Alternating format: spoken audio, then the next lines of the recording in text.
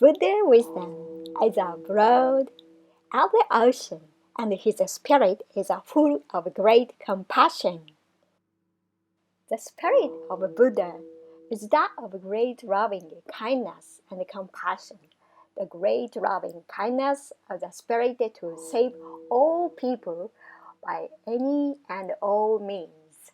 The great compassion is a spirit that prompts it to be ill with the illness of people, to suffer with their sufferings. Your suffering is my sufferings, and your happiness is my happiness. Just as a mother always loves her child, and then does not forget that spirit, even for a single moment. For it is a nature of a Buddhahood to be compassionate. The Buddhist spirit of compassion is stimulated according to the needs of the people. When the faith is the reaction to the spirit, and it leads him to enlightenment. Just as a mother realizes her motherhood by the loving her child, then the child reacting to that love feels safe and at ease. Yet people do not understand it, the spirit of a Buddha, and go on suffering from the illusions and desires that arise from their ignorance. They suffer from their own deeds, accumulated through worldly passions, and wander about among the mountains of delusions with the heavy burden of their evil deeds. For those who seek enlightenment, there are three ways of practice that must be understood and followed. First, disciplines for particular behavior. Second, light concentration of mind. And third, wisdom. What are disciplines? Everyone, whether a person as a common persons or a way seekers, should follow the precepts for good behavior. One should control both the mind and body, and guard the gates of one's five senses.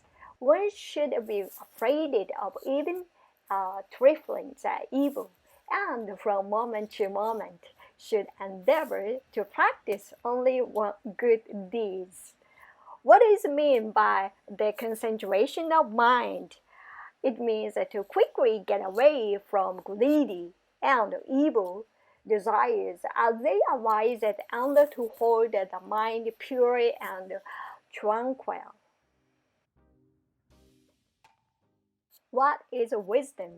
It is the ability to perfectly understand and to patiently accept the fourfold noble truth, to know the fact of suffering and its nature, to know the source of sufferings, to know what constituted the end of sufferings, and to know the noble path that leads to the end of sufferings. Those who honestly follow these three ways of practice may rightly be called the discipline of Buddha. Buddha is a human being who was born in Nepal 2,500 years ago.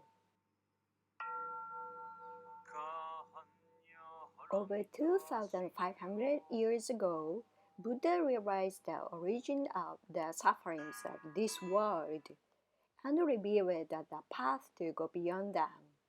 Buddha taught that we should not turn our eyes away from various doubts and sufferings in our daily life.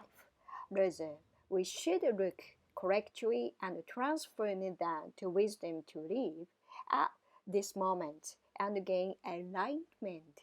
This is called Buddhism.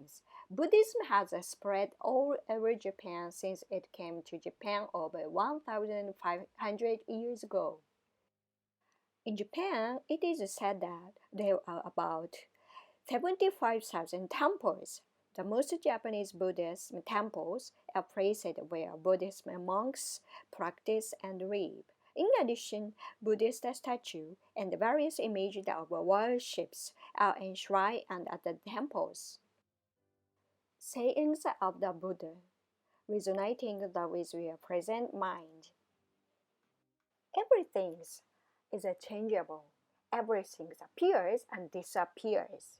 There is no blissful peace until one passes beyond the agony of life and death. Do not become attached to the things you like.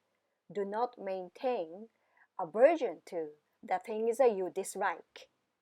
Sorrow, fear, and the bondages that come from one's like and dislikes. To be healthy is a great advantage. To be contented with what one has is better than the possession of a great wealth. To be considered, whereas it is a truest mark of friendliness. To attain enlightenment is the highest happiness. To utter present words without practicing them is like a fine flower without a fragrance.